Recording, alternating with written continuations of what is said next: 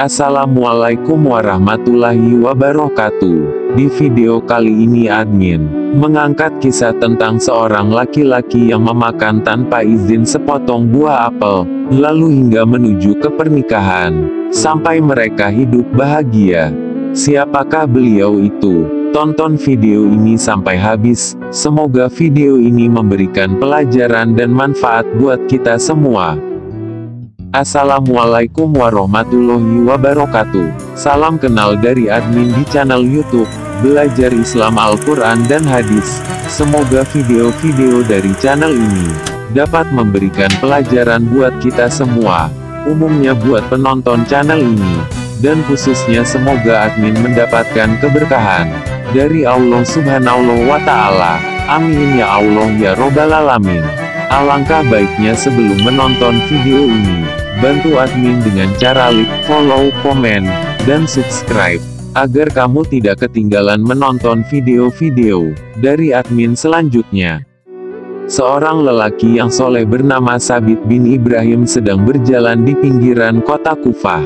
Tiba-tiba dia melihat sebuah apel jatuh keluar pagar sebuah kebun buah-buahan. Melihat apel yang merah marun itu tergeletak di tanah membuat air liur Sabit terlihat, apalagi di hari yang panas dan di tengah kehausan. Maka tanpa berpikir panjang dipungut dan dimakanlah buah apel yang lezat itu. Akan tapi baru setengahnya dimakan dia teringat bahwa buah itu bukan miliknya dan dia belum mendapat izin pemiliknya. Maka ia segera pergi ke dalam kebun buah-buahan itu hendak menemui pemiliknya agar meminta dihalalkan buah yang telah dimakannya. Di kebun itu ia bertemu dengan seorang lelaki. Maka langsung saja dia berkata, "Aku sudah makan setengah dari buah apel ini.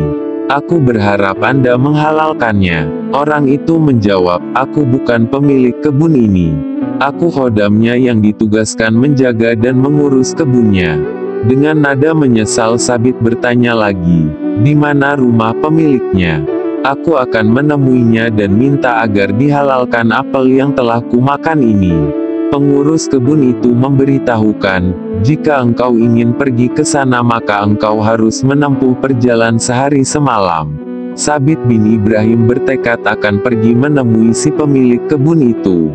Katanya kepada orang tua itu, "Tidak apa-apa. Aku akan tetap pergi menemuinya, meskipun rumahnya jauh. Aku telah memakan apel yang tidak halal bagiku karena tanpa izin pemiliknya.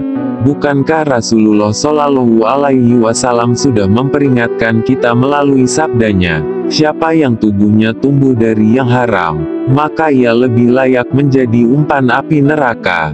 Sabit pergi juga ke rumah pemilik kebun itu, dan setiba di sana dia langsung mengetuk pintu. Setelah si pemilik rumah membukakan pintu, Sabit langsung memberi salam dengan sopan, seraya berkata, "Wahai Tuan yang pemurah, saya sudah terlanjur makan setengah dari buah apel Tuan yang jatuh keluar kebun Tuan. Karena itu maukah Tuan menghalalkan apa yang sudah kumakan itu?" Lelaki tua yang ada di hadapan Sabit mengamatinya dengan cermat. Lalu dia berkata tiba-tiba, "Tidak, aku tidak boleh menghalalkannya kecuali dengan satu syarat." Sabit merasa khawatir dengan syarat itu karena takut ia tidak dapat memenuhinya.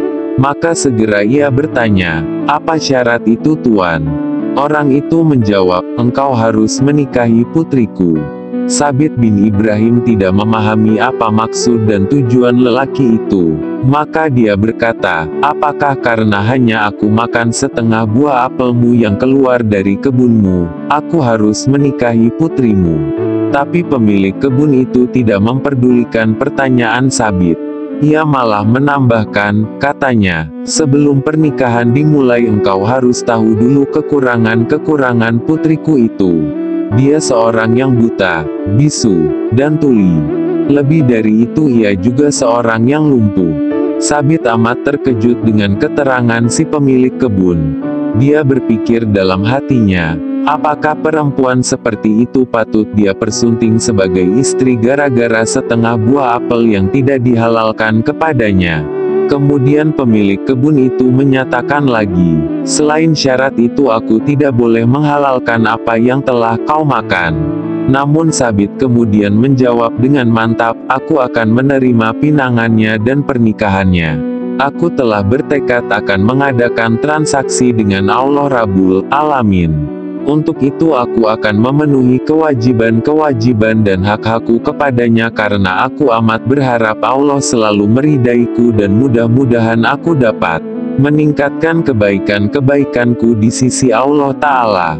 Maka pernikahan pun dilaksanakan. Pemilik kebun itu menghadirkan 2 saksi yang akan menyaksikan akad nikah mereka.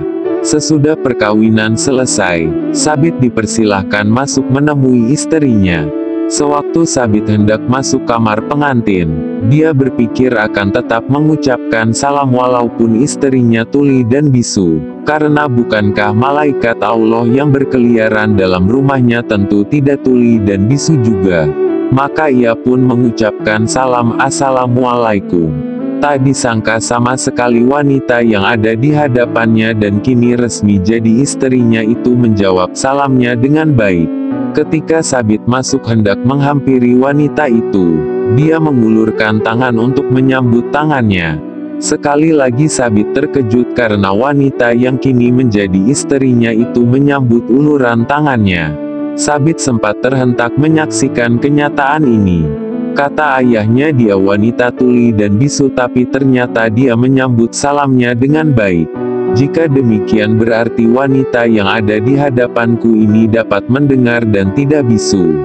Ayahnya juga mengatakan bahwa dia buta dan lumpuh tapi ternyata dia menyambut kedatanganku dengan ramah dan mengulurkan tangan dengan mesra pula, kata Sabit dalam hatinya. Sabit berpikir, mengapa ayahnya menyampaikan berita-berita yang bertentangan dengan yang sebenarnya. Setelah Sabit duduk di samping istrinya, dia bertanya, ayahmu mengatakan kepadaku bahwa engkau buta. Mengapa? Wanita itu kemudian berkata, ayahku benar, karena aku tidak pernah melihat apa-apa yang diharamkan Allah. Sabit bertanya lagi, ayahmu juga mengatakan bahwa engkau tuli. Mengapa? Wanita itu menjawab, ayahku benar, karena aku tidak pernah mau mendengar berita dan cerita orang yang tidak membuat ridha Allah. Ayahku juga mengatakan kepadamu bahwa aku bisu dan lumpuh, bukan? Tanya wanita itu kepada Sabit yang kini sah menjadi suaminya. Sabit mengangguk perlahan mengiyakan pertanyaan istrinya. Selanjutnya wanita itu berkata, aku dikatakan bisu karena dalam banyak hal aku hanya menggunakan lidahku untuk menyebut asma Allah Ta'ala saja. Aku juga dikatakan lumpuh karena kakiku tidak pernah pergi ke tempat-tempat yang akan menimbulkan kegusaran Allah Ta'ala. Sabit amat bahagia mendapatkan istri yang ternyata amat soleha dan wanita yang memelihara dirinya. Dengan bangga ia berkata tentang istrinya, ketika kulihat wajahnya, subhanallah, dia bagaikan bulan purnama di malam yang gelap. Sabit dan istrinya yang soleha dan cantik itu hidup rukun dan berbahagia. Tidak lama kemudian mereka dikurniakan seorang putra yang ilmunya memancarkan hikmah ke seluruh penjuru dunia. Beliau adalah Al-Imam Abu Hanifah an-Nu'man bin Sabit. Dari kisah ini menunjukkan dan mengajarkan kita, bahwa kita tidak boleh mengambil apapun dari milik orang lain. Jika kita memang menginginkan tersebut, baiknya kita harus meminta izin pemiliknya terlebih dahulu.